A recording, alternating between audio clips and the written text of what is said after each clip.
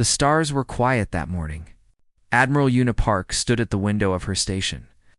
Watching the twin suns rise over New Busan, the planet below was beautiful. Green fields stretched across the land. Rivers cut through valleys like silver ribbons. 4 million people lived down there, building homes, raising children, growing food for a dozen other colonies. Una had served in space for 20 years. She had never fired a weapon in combat. None of them had. Humanity had spread across 17 star systems, but they had done so peacefully. They built farms where others built fortresses. They sent teachers where others sent soldiers. The galaxy was full of ancient species with massive fleets and terrible weapons, but humans had learned to stay small, stay quiet, and stay out of trouble. It had worked for 300 years today. It would stop working.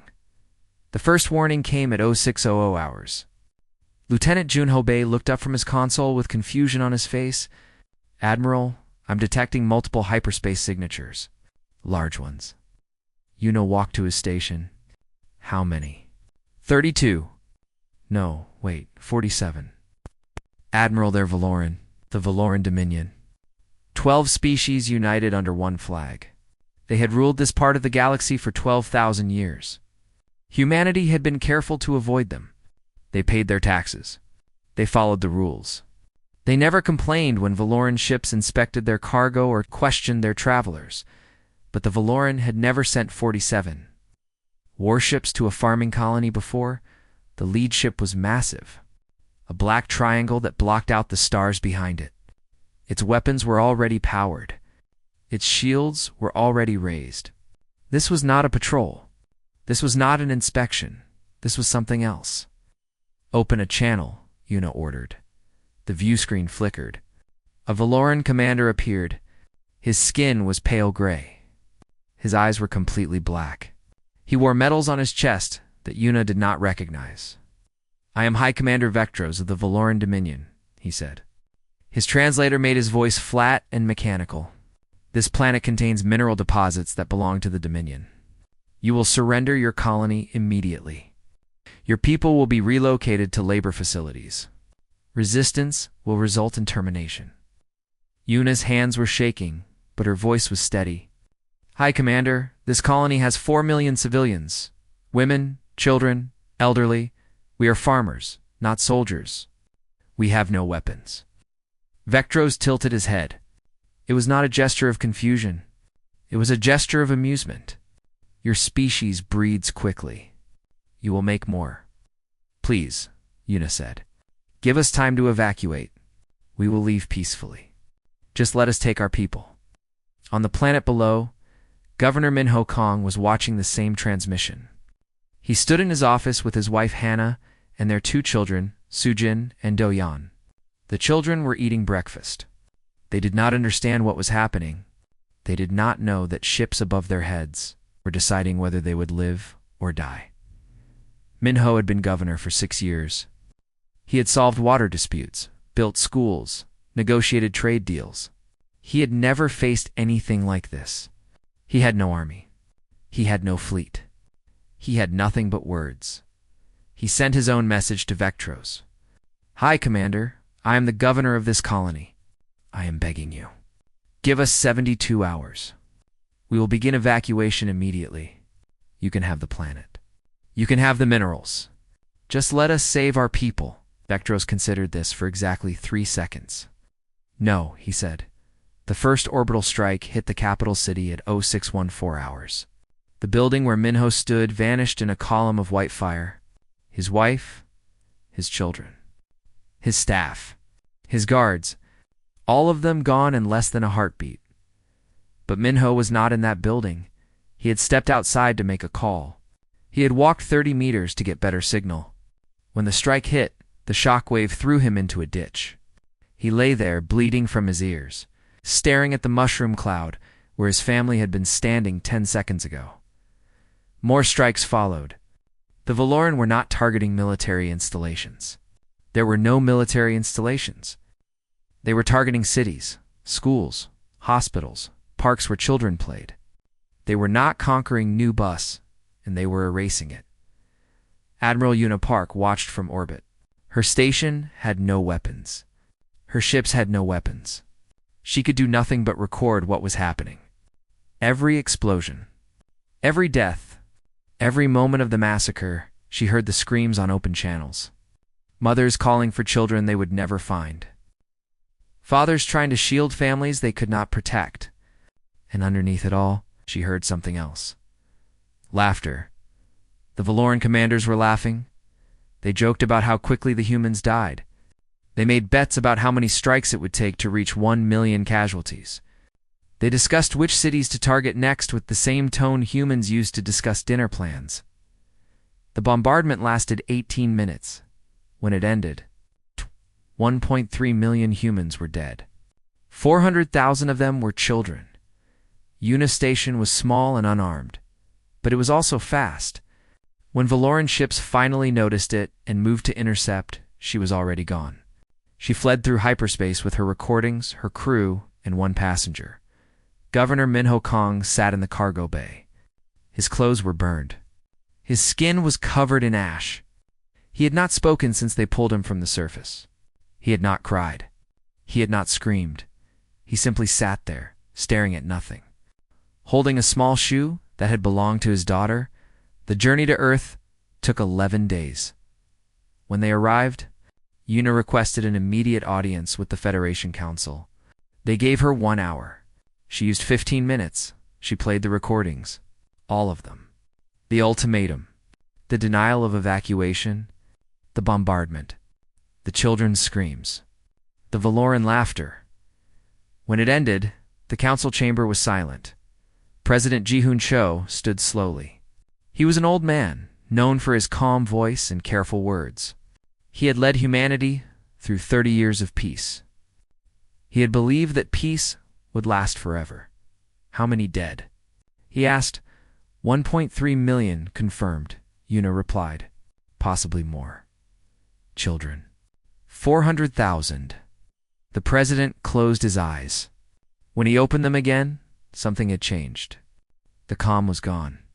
The careful words were gone. What remained was something older. Something that humanity had buried deep, but never truly forgotten. Call an emergency session, he said quietly. Every member world, every colony, every ship, Zaid hesitated. Sir, what should I tell them? President Cho looked at the frozen image on the screen. A Valoran commander laughing while a city burned behind him. Tell them, he said, that we are done being afraid. The message went out across 17 star systems. It reached colonies and stations and ships. It reached soldiers and farmers and teachers and children, and everywhere it went, humans stopped what they were doing. They looked at each other. They remembered every insult they had swallowed, every injustice they had ignored, every time they had stayed quiet because staying quiet was safer. They remembered, and they decided, together, that they would never be quiet again. The Federation Assembly had never been so full. Representatives from 847 human worlds sat in rows that stretched up toward a ceiling lost in shadow. Cameras broadcast the session to every colony, every station, every ship with a screen. Billions of humans watched and waited. President Ji-Hoon Cho walked to the podium. His steps were slow. His face was tired, but his eyes burned with something that made even his oldest friends uncomfortable. Behind him hung the flags of every human world. They did not move. The air systems had been turned off. The silence was complete. 3 days ago, the president began. The Valoran Dominion attacked our colony on New Busan. They gave no warning. They offered no mercy. They killed 1.3 million of our people, including 400,000 children. Ow. He paused. Let the number sink in. I have spent my entire life believing in peace. I have argued against weapons. I have pushed for diplomacy. I have told our people again and again that we must be patient, that we must be understanding, that the galaxy is dangerous and our survival depends on staying small and staying quiet. His voice dropped. I was wrong. The assembly stirred. Whispers passed through the rows. The president raised his hand and silence returned. We did not seek this war. We built farms where others built weapons. We sent doctors where others sent soldiers. We believed that if we were kind enough, patient enough, humble enough, the galaxy would leave us in peace. He shook his head slowly. The galaxy does not care about our kindness. The Valoran do not respect our patience. They see us as prey. They always have. And prey in their eyes exists to be consumed. He turned to Defense Minister Salmon Lee. She stood and walked to join him at the podium. She was younger than the president, with sharp eyes and a soldier's posture. In her hands, she carried a data tablet. "What I'm about to show you," she said, "has been classified for 150 years. Only the President and the Defense Council have had access to this information. Today, by order of President Cho, I am making it public." Behind her, the flags disappeared. In their place, images began to appear. Ships, massive ships, unlike anything humanity had publicly displayed. Weapons platforms that orbited hidden asteroids. Factories buried deep underground on worlds that officially had no industrial capacity. "We told the galaxy we had no military," Salman said. That was a lie. Gasps echoed through the chamber. Even the representatives had not known. Project Chalema Soman continued. Named after a mythical horse that could run 1,000 miles in a day. 1,200 warships, built in secret, hidden in systems we never registered with the galactic authorities. Epic. More images appeared. Ground vehicles. Infantry equipment. Orbital defense platforms. Project Baidu. Named after our sacred mountain. Planetary defense systems installed on every major colony. Hidden. Waiting. And then, the final images. Weapons that made even the veteran soldiers in the audience go pale. Project Dokdo. Named after an island our ancestors defended for centuries. Strategic weapons. Planet crackers. Star killers. Things we hoped we would never need to use. She lowered the tablet. We have spent 300 years preparing for this day. Not because we wanted war. Because we knew someday war would find us. And when it did, we swore that we would never be helpless again. The Valoran ambassador Trevok had been watching from the diplomatic gallery. He stood now, his gray skin flushing with anger. "This is madness," he declared. "Your species is barely 300 years into spaceflight. The Dominion has ruled for 12,000 years. We have crushed civilizations older and stronger than yours. You cannot possibly believe you can stand against us." Salman looked up at him. She did not smile, but something cold entered her eyes. "Ambassador," she said, "your species took 12,000 years to reach the stars. We did it in less than 400 years from our first powered flight. We went from riding horses to landing on our moon in a single human lifetime." She began walking toward the gallery. "Do you know what that means? It means we learn fast. It means we adapt faster than any species in this galaxy. It means that every year, every month, every day, we become more dangerous." She stopped directly below him. "It means we hold grudges." Trevok stepped back. For the first time in his centuries-long life, he felt something he had never felt toward humans before. Fear. President Cho spoke again. "I am invoking Article 7 of the Federation Charter. Total mobilization. Every factory will produce weapons. Every shipyard will build warships. Every citizen who is able will contribute to our war effort." He looked around the chamber. "This is not a limited response. This is not a police action. This is war. Total war. The kind of war our ancestors fought. The kind of war we hoped we had left behind. But the Valoran have reminded us of a truth we tried to forget." His voice rose. "The galaxy does not give peace. Peace must be taken. Peace must be held. And peace must be defended with everything we have." The assembly erupted. Representatives stood and cheered. Some wept. Some shouted words in languages that had not been spoken on Earth for centuries. Words their grandparents had used to curse their enemies. Within hours, the mobilization began. Factories that had been making farm equipment started making weapons. Scientists who had been studying medicine started studying warheads. Teachers put down their books and picked up training manuals.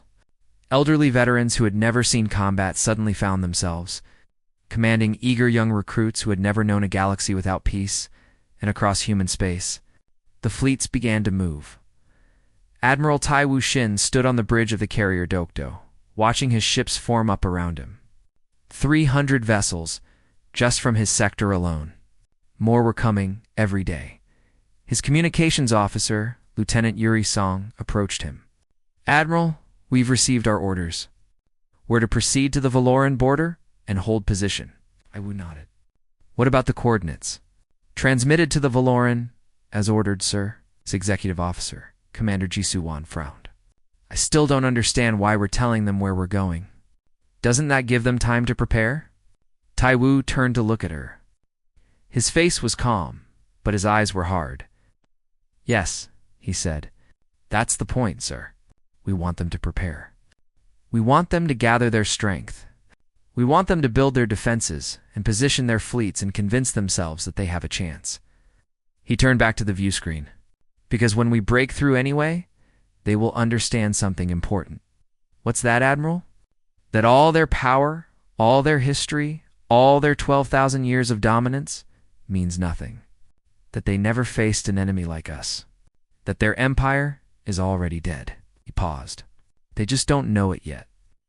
The fleet jumped to hyperspace. Behind them, more ships followed, and more. On New Busan, the ruins still smoldered. The dead still lay unburied. But above those ruins, something was gathering. Something the galaxy had never seen. Humanity was going to war, and the galaxy was about to learn what that meant. The Valoran had prepared well. They had studied human military history. They had analyzed human tactics from ancient wars on Earth. They knew about trenches and tanks and nuclear weapons. They knew how humans had fought each other for thousands of years. They believed they understood. They were wrong. The Battle of Vorath. Prime began on a Tuesday by Earth reckoning. The Valoran had gathered 4,000 warships around the planet, their largest fleet in 3 centuries. They had fortified the hyperspace lanes with mines and sensor nets. They had positioned their best commanders in the best positions with the best equipment. Admiral Tai Wu-shin's fleet emerged from hyperspace and immediately came under fire. 800 human ships against 4,000 Valoran vessels. The numbers were impossible. The humans attacked anyway. The first wave was brutal. Human ships were smaller, faster, but less armored than Valoran cruisers. They took heavy damage in the opening minutes. Captain Young Ji-Ru's destroyer, the Guanggato, was hit 17 times in the first hour. Her engines were failing. Her weapons were empty. Her shields were gone. Standard doctrine for every species in the galaxy was clear. A ship in that condition should retreat. If retreat was impossible, it should surrender.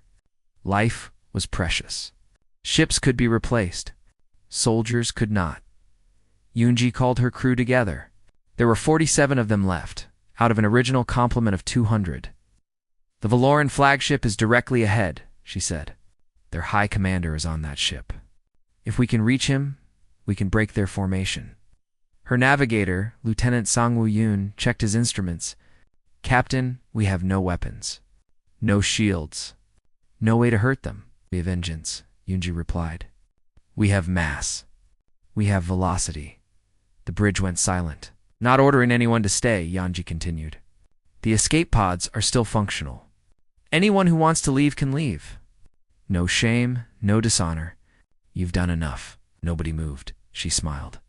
It was a sad smile, but also proud. "Then let's show them what humans do when we're out of options." The Guanggato turned toward the Valoran flagship. It was a monster of a ship, 10 kilometers long, bristling with weapons. It fired on the tiny destroyer again and again, but the Guanggato was already dead. It could not be killed twice, at 3% of light speed. The Guanggato struck the flagship's reactor section. Both ships ceased to exist. The explosion was visible across the entire battlefield. The Valoran command structure, centralized on that single ship, vanished in an instant. Confusion spread through their fleet. Ships that had been coordinating perfectly began operating independently. making mistakes, getting in each other's way, and the humans pressed their advantage across the battlefield. Owls. Other captains made similar choices. Damaged ships became missiles. Escape pods were rigged with explosives and launched at enemy cruisers. Soldiers who could not retreat chose to advance instead, dying in waves but buying seconds, minutes, hours for their comrades. The Valoran had never encountered this. Every species they had ever conquered had a limit, a point where survival became more important than victory. Humans did not seem to have that limit, Commander. Vecthos of the Valoran Third Fleet sent a desperate message to his remaining ships. They are insane. They do not care if they die. Fall back. Fall back to secondary positions. The humans did not let them fall back. For 9 days, the battle raged. Human ships hunted Valoran vessels through asteroid fields and around moons. They fought in the wreckage of their own destroyed ships. They fought until their weapons melted, and then they fought with improvised explosives and ramming attacks in bare hands when enemy boarding parties tried to take their ships when it ended. Humanity had lost 412 ships and 89,000 soldiers. The Valoran had lost 3,847 ships and their entire Third Fleet. On Earth, the press demanded answers. Lieutenant General Dong-Wook Beek held a briefing in the Federation's military headquarters. Cameras from every human world were pointed at him. We call it the doctrine of total response, he explained. Any attack on human civilians will be answered with force that is not equal, not measured, not proportional. He paused to let the words sink in. Disproportionate, overwhelming, absolute. A journalist raised her hand. General, can you explain the casualty figures? The loss. E's seem extremely high for a victory. They are, Dong-Wook agreed. 89,000 dead, each one of them a volunteer. Each one of them knew what they were signing up for. How can you justify sending soldiers to their deaths? Dong-Wook's expression did not change. I don't send anyone to their death. I ask them to fight. They choose how far they're willing to go. He looked directly at the camera. Every soldier in our fleet knows that surrender is always an option. Every soldier knows that retreat is acceptable. But every soldier also knows what happened on New Busan. He pulled up an image. A small shoe burned and covered in ash. The same shoe Governor Min Ho Kong had been holding when they found him. I know that 400,000 children died in 18 minutes because we had no soldiers to protect them. They know that the Valoran laughed while they did it. And they know that if they give up, if they retreat, if they let the enemy win, more children will die.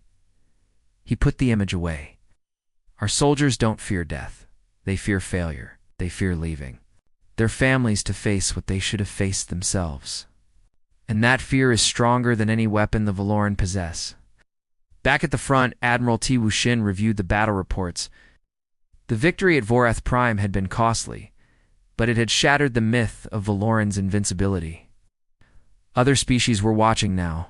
Species that had been conquered. Species that had been bullied. Species that had never imagined resistance was possible. His communications officer approached him. Admiral, we're receiving messages from across the sector. Species offering intelligence, supplies, even volunteers. Volunteers? Yes, sir. They want to fight alongside us. They say if humans can beat the Valoran, maybe they can too. Tai Wu considered this. For 300 years, humanity had tried to avoid attention, tried to stay small, tried to survive by not being noticed. Now the entire galaxy was watching them. Tell them we welcome allies, he said finally. But warn them what it means to fight with us. We don't stop. We don't quit. We don't accept halfway victories or negotiated peaces. We fight until the enemy is broken, or we are. And if we're broken, sir, Tai Wu turned to look at him, and we make sure the enemy remembers the cost. We make sure that whoever comes after us knows what we did. Make sure that our children, wherever they are, can be proud of how we fell. He looked back at the tactical display. Valoran territory stretched across the map in red. Human territory was a tiny patch of blue, but the blue was growing. Send a message to High Command, he ordered. Tell them Vorath Prime is ours. Tell them we're not stopping. The message went out. Across human space, celebrations erupted. But there was no joy in them, only grim satisfaction. Only the knowledge that the war was far from over. The Valoran had started this. Humans intended to finish it, whatever the cost. 6 months into the war, the Valoran Dominion still controlled 900 star systems. They still had the largest fleet in the galaxy. They still had 12,000 years of history on their side. None of it mattered. By the end of the first year, they controlled 600 systems.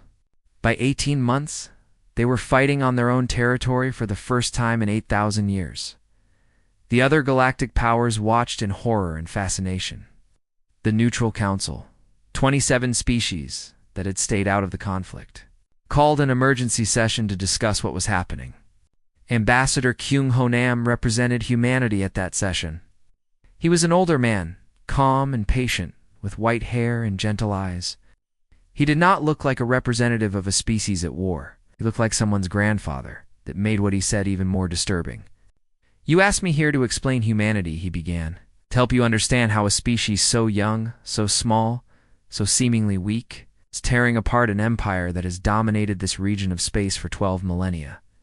He smiled slightly. Ow. The answer is simple. You never understood us at all. He touched a control and images appeared behind him. Images from Earth's history. Ancient and bloody and terrible. "This is Stalingrad," he said. "A ruined city filled with snow and corpses during one of our world. Wars, human soldiers held this city against overwhelming odds. They froze to death in the rubble. They starved, killed each other for scraps of food, but they did not surrender. 2 million humans died in that battle. The images changed. Ships and planes and fire. This is Okinawa. Human pilots flew their planes directly into enemy ships. They volunteered to die. They believed their deaths would protect their families. Over 1,000 of them made that choice." More images. A cold prison surrounded by water. "This is Alcatraz, human prison on an island. Prisoners spent decades digging through stone walls with spoons. Spoons. They knew they might never escape. They knew they might die trying. They dug anyway."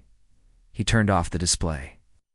"You look at our short lifespans and see weakness. You think because we only live for decades, we value our lives too much to risk them. You are exactly backwards." He stepped forward. "We value our lives because they are short. Every moment is precious. Every year is a gift.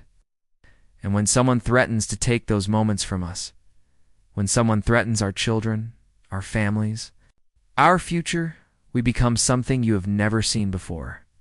The Relaxian delegate, an ancient being who had lived for 5 centuries, spoke carefully. "We have observed your species for generations. We believed your aggression was managed, contained, that you had evolved past your violent nature. We had," Kyung-ho agreed. "We chose peace. We built instead of destroying. We explored instead of conquering. We raised children instead of armies. But the capacity for violence never disappeared.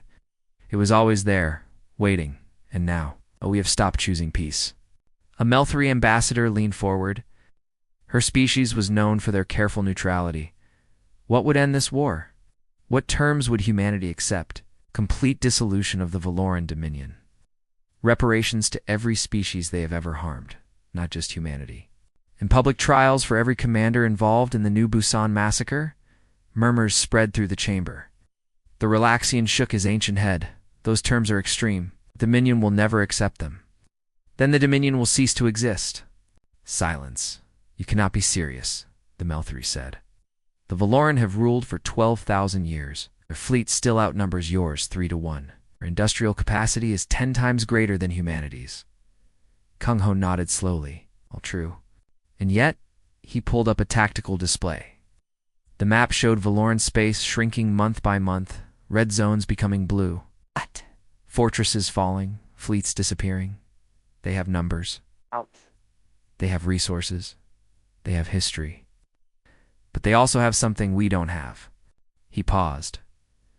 They have something to lose. The delegates stared at him. Every Valoran commander is thinking about his career, his family, his future. He wants to survive this war and enjoy the peace that comes after. He fights carefully. He retreats when the odds turn against him. He surrenders when defeat is certain. Kyung-ho smiled. It was not a pleasant smile. Our soldiers are thinking about New Busan, about the children who burned, about the Valoran commanders who laughed. They're not thinking about careers or futures or peace. They are thinking about one thing. What thing? Making it stop. Making sure it never happens again. Making the Valoran pay so dearly that no species in this galaxy will ever consider doing what they did. He looked around the chamber. Your species learned to survive in this galaxy by being careful, by knowing when to fight and when to retreat, by understanding that sometimes the wise choice is to accept defeat and live to fight another day. He shook his head. Humans never learned that. We never learned when to quit. Our history is full of battles we should have lost, wars we should have surrendered, causes we should have abandoned, and sometimes we did lose. Sometimes we died by the millions, but we kept fighting anyway. The Relaxian spoke again. You describe your species as if you were proud of this? As if endless war is a virtue? Not proud, Kyung-ho replied. Honest. We are not a peaceful species pretending to be dangerous. We are a dangerous species that chose peace. The Valoran made us remember what we really are. He gathered his materials. I came here as a courtesy, to explain, to answer questions. But I want you to understand something. We are not asking for help. We are not asking for permission. We are not asking for anything at all. Walk toward the door. We are simply informing you that the Valoran Dominion will fall. And when it does, humanity will remember who stood with us and who stood aside. He paused at the threshold. Choose wisely. After he left, the chamber erupted in debate. Some species called for immediate alliance with humanity. Others argued for continued neutrality. Still others suggested secretly supporting the Valoran to maintain the balance of power. But in the end, most of them simply watched. They had spent millennia learning to survive in a galaxy dominated by powers greater than themselves. They did not know how to be anything else. They watched as human fleets pushed deeper into Valoran territory. They watched as ancient fortresses fell. They watched as species that had been conquered by the Valoran for thousands of years suddenly rose up. Inspired by the tiny young species that refused to kneel, and they began to realize something. The galaxy was changing. The old rules, Noel. And humanity was not asking for permission. 3 months after that session, the Relaxians joined the war on humanity's side. The Melthari provided intelligence and supplies. 17 other species formed a coalition to assist human operations, not because they believed in humanity's cause, not because they thought humanity was right, because they had seen what humanity did to its enemies. And they did not want to be enemies.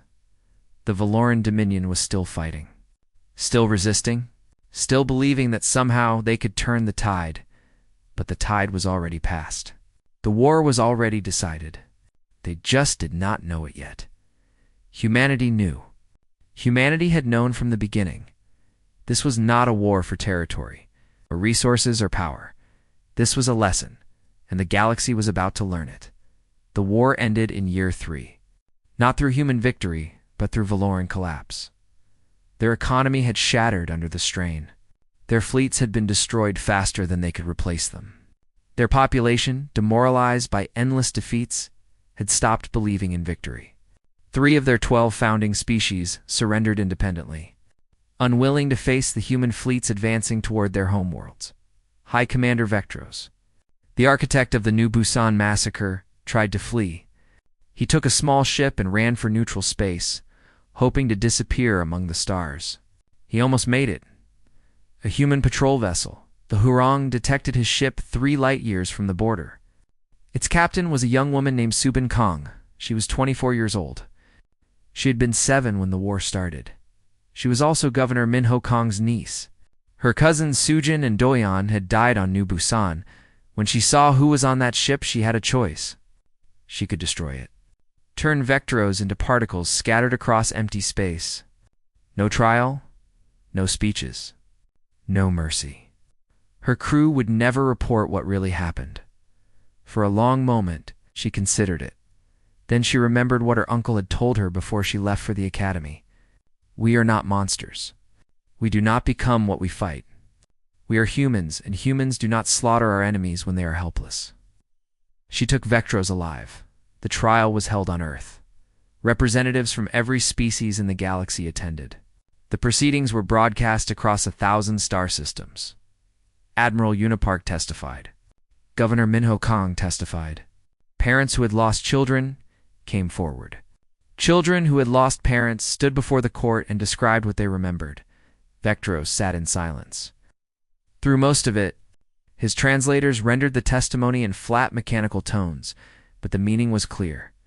The pain was clear. The loss was clear. When it was his turn to speak, he offered his defense. We treated you as we have treated every lesser species. The weak submit to the strong. This is the natural order of the galaxy. Your colony existed on land we wanted. Your people were in our way. We removed them. This is how civilization has always worked. Judge Ji Wuhan looked at him for a long moment. There is no natural order, she said finally. There is only what we choose to accept. Humanity chose not to accept this. The galaxy is choosing not to accept it anymore. And you are choosing to pretend that cruelty is the same as strength. She leaned forward. It is not. Cruelty is weakness. It is the weapon of those who cannot build, who cannot create, who cannot earn respect through anything but fear. Your dominion ruled for 12,000 years through fear alone, and now it has fallen because fear eventually runs out. The verdict was guilty. The sentence surprised everyone. Death would have been expected. Death would have been easy. But humanity had abolished capital punishment centuries ago. They believed that killing helpless prisoners, even guilty ones, made them no better than the people they fought. Instead, Vectros was sentenced to live among humans, to work in their hospitals, their schools, their orphanages, to see every day the species he had underestimated, to watch their children grow up, to see their kindness, their laughter, their love, to understand, finally, what he had tried to destroy. He lasted for years. For years of watching human families celebrate birthdays and holidays, for years of seeing children who reminded him of the ones his orders had killed, for years of guards who treated him with cold professionalism instead of hatred. Then he requested termination. He asked to die. His request was denied. You will live, the warden told him, until you die naturally.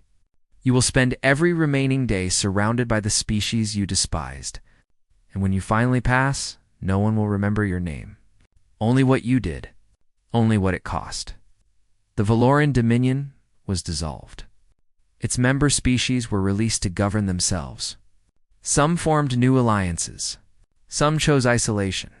All of them carried scars from 12,000 years of domination. A new organization rose in its place, the Galactic Cooperative. Humanity was a founding member. The rules were different now. No species could attack another without facing unified response. No species could commit atrocities and hide behind borders. Justice would be universal.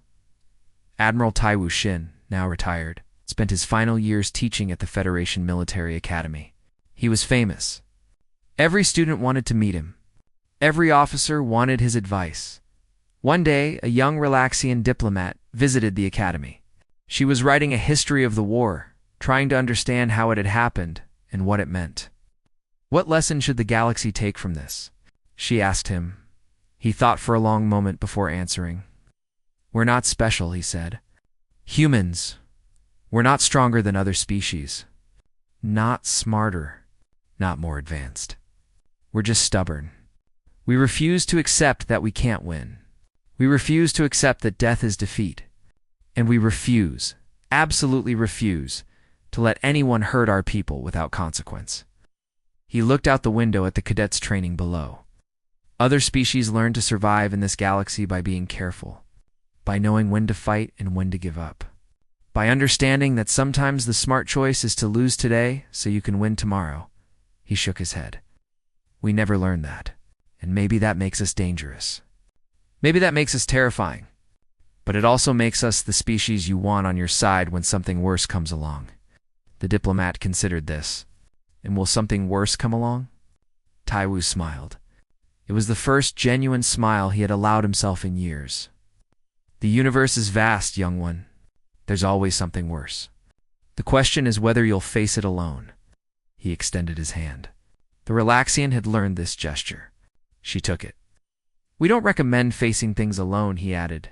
20 years after the war ended, a monument stood on New Busan. The colony had been rebuilt. The fields were green again. Children played in parks where ashes had once fallen like snow. The monument listed no names. It would have been too long. Instead, it displayed a date, the day of the massacre, and below it, 7 words. They thought we would forget. We didn't. Governor Min Ho Kong, now elderly and slow, visited every year on the anniversary.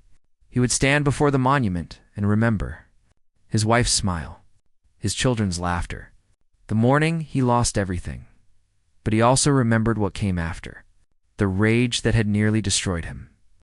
The choice he had made to rebuild instead of hate. The colony he had helped resurrect from the ashes. The galaxy had learned its lesson.